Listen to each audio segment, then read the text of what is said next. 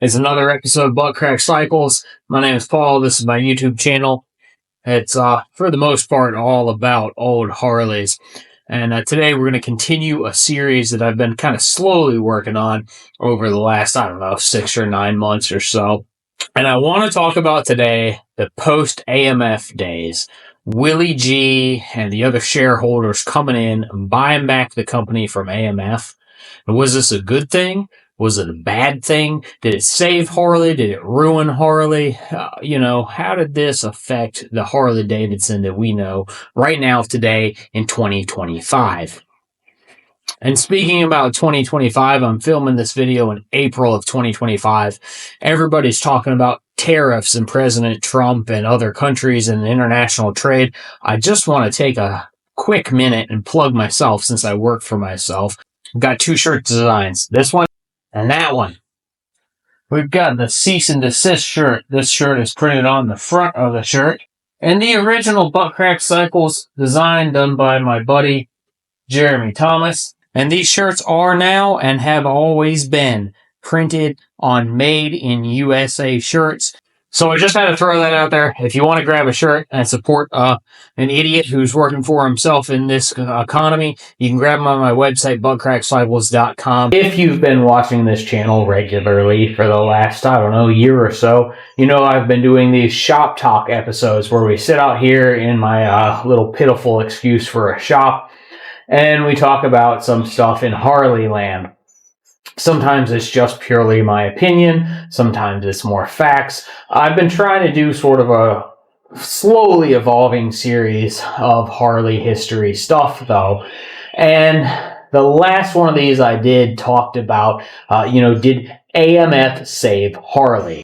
And in my opinion, the answer to that is yes. If AMF did not buy Harley Davidson as a company, then Harley would not exist. But there's a lot of people who really look down on that era of Harley, that sort of, late 60s all the way through the early 80s. AMF years of Harley, and they say that Harley just went to absolute in those years, and that everything fell apart. And then it took Willie G. Davidson and the other independent shareholders to come back in the early 80s and buy Harley back from AMF to save Harley. So a lot of times in these shop talks, I take a lot of notes. I have multiple pieces of paper taped to my tripod underneath my camera. I usually try and do these videos, like I said, with lots of facts, and I try and sort of come with receipts, but I kind of want to do this one from the heart. I'm not saying this is the gospel truth. This is just my opinion. I would love to hear your opinion. These are my thoughts and opinions based on what I've experienced in my very short life. I'm coming into this with a different perspective than someone who might be 60 years old right now. So when Willie G bought the company back along with the other shareholders, AMF had, in my opinion, saved Harley Davidson from what was an absolute and for sure end. It was a privately owned company up until AMF bought them. And AMF, honestly, was the lesser of two evils. They pumped a lot of money into the company. And yes, things did kind of go down the drain to some small extent during those years. AMF sort of chased numbers and quantity and profit over quality. There were a lot of walk-offs and strikes during those years. Maybe the AMF year Harleys get too much of a bad rap.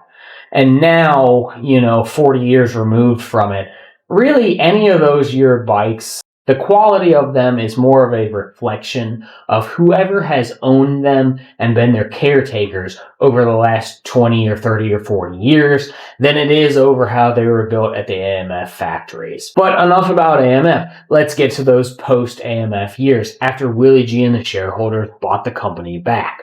They were kind of buying it at a point in time when things were already getting pushed towards this big drastic change. You already had this very significant uptick in production numbers. They were making a lot more bikes than they used to. Pre-AMF Harley, if you were going to a dealership, you bought 2 bikes, the little bike or the big bike, and that was really it. It was a Sportster or an FL.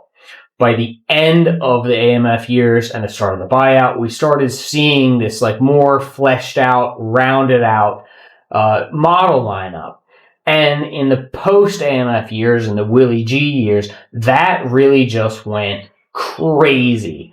I cannot keep track of all of the models that are currently sold by Harley. And that started in the sort of Willie G post-AMF years.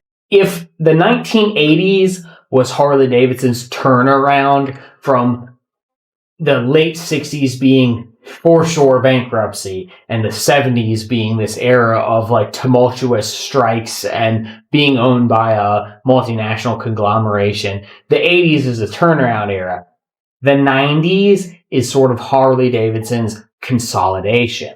We saw sort of this Harley Davidson bandwagon. It started in the mid-80s, gained a lot of steam in the 90s, and by the 2000s showed no signs of stopping. Harley Davidson went from making motorcycles for people who a motorcycle was a way of life all day, every day, to slowly beginning to be a company who made motorcycles for the weekend warrior. People who were buying this bike for the image, the bad boy, Billy Badass, I'll kick your ass in the bar, but only on Saturdays and till 9 o'clock on Sunday because I have to be back working for the man at 8 a.m. Monday morning.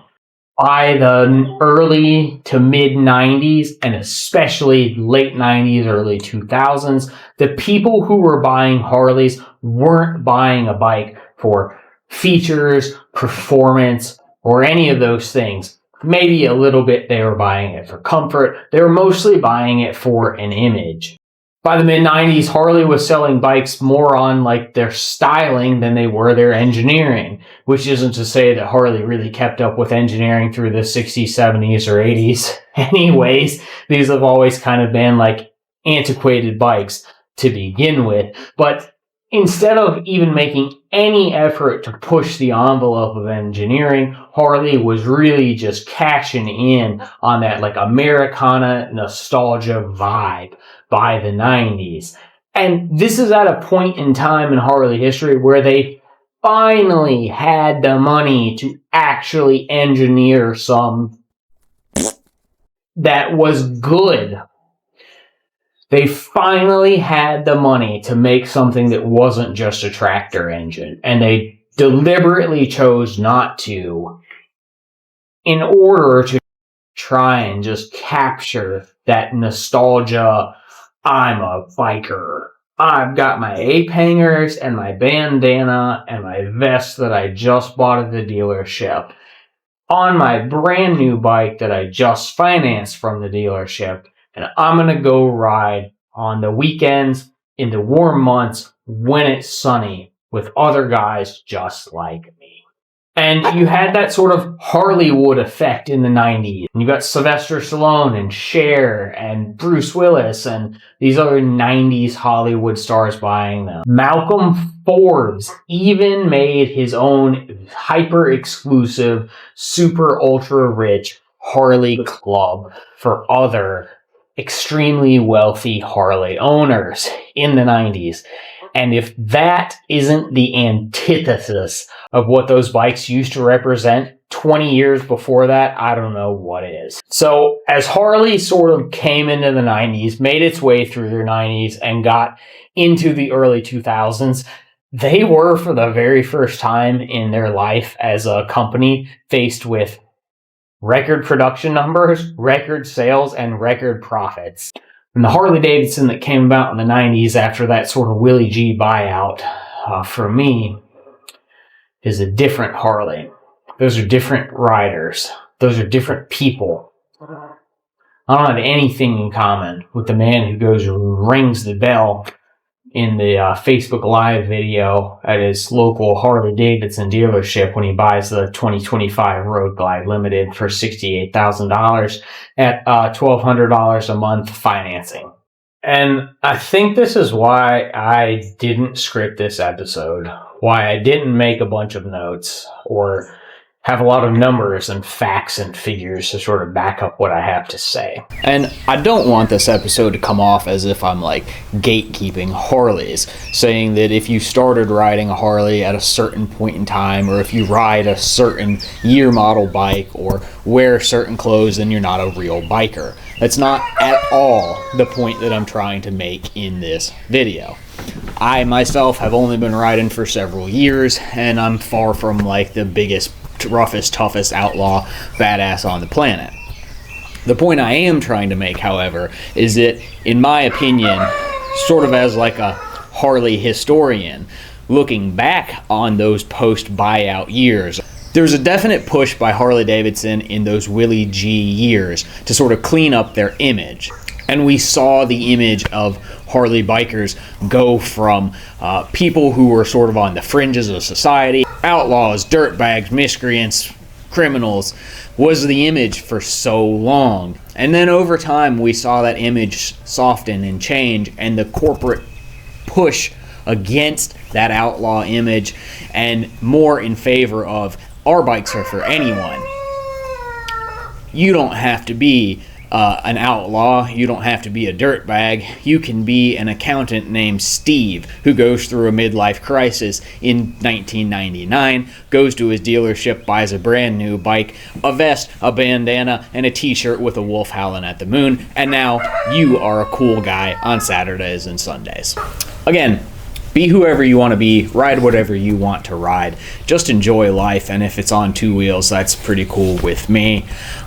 This isn't meant to be anything, like I said. I'm not trying to gatekeep Harley Davidsons or old bikes or tell you what you should or shouldn't do with your life. This is just my opinions looking back on those Willie G years and the pretty significant cultural shift in sort of Harley land that occurred, especially in the 90s. I appreciate all of y'all who watch this channel, and I look forward to seeing what y'all have to say and your thoughts on what I talked about today. Hopefully the next episode will be with a wrench in my hand working on a bike. I've just been so swamped with everything else in my life, I hadn't really had a chance to get out here and spin some wrenches and do what I love. But I'm going to turn this camera off. It's turning into a beautiful day. I think I'm going to go take my Ironhead for a ride, and I hope you do the same. Bye.